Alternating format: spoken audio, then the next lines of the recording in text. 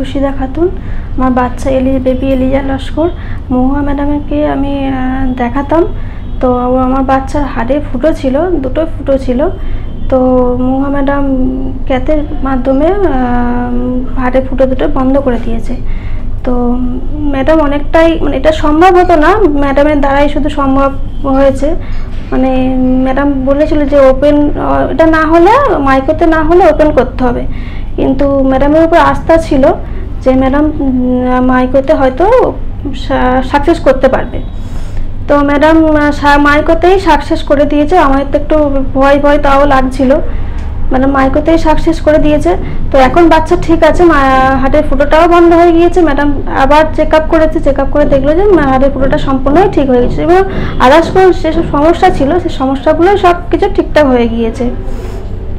Madam ছিল বলে আজকে এটা হয়তো সম্ভব হয়েছে। ম্যাডামের হাতে হয়তো প্রয়োগ করেছি বলে ম্যাডামের দ্বারা এটা সব কিছু ঠিকঠাক হয়ে গিয়েছে। তো হসপিটালে এসেছি বলে আমার বাচ্চার এই সমস্যাটা ঠিক হয়ে গিয়েছে। ছোট্ট এলিজা আমাদের কাছে আসে আই ডিপার্টমেন্ট থেকে, কারণ ওর একটি চোখের সমস্যাটাই ওর অভিভাবকরা বুঝতে পারে, ওকে আই ডিপার্টমেন্টে চেক আপের জন্য নিয়ে যায়। সেইখানে আই স্পেশালিস্ট লক্ষ্য করেন যে ওর হাতে একটি মারমার বা এক্সট্রা ধ্বনি আছে, সেই জন্য ওকে আমাদের কাছে মানে পেডিয়াট্রিক কার্ডিওলজি ডিপার্টমেন্টে রেফার করা হয়।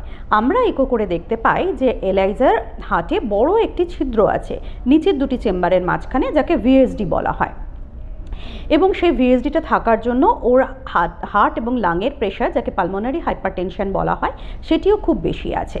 সেক্ষেত্রে যত শীঘ্র সম্ভব এটির অপারেশন করে সুস্থ করে তোলার দরকার ছিল। আমরা চেষ্টা করি মাইক্রো সার্জারি করে যদি ওকে সুস্থ করা সম্ভব হয়। সেটি একটু কঠিন ছিল কারণ এলাইজার ওজন খুব কম ছিল, বয়সও কম ছিল।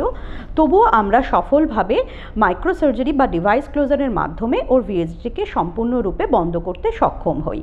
এখন ও সম্পূর্ণ সুস্থ আছে এবং এখন একমাত্র ওর আয়ের ট্রিটমেন্টটুকুই চলছে।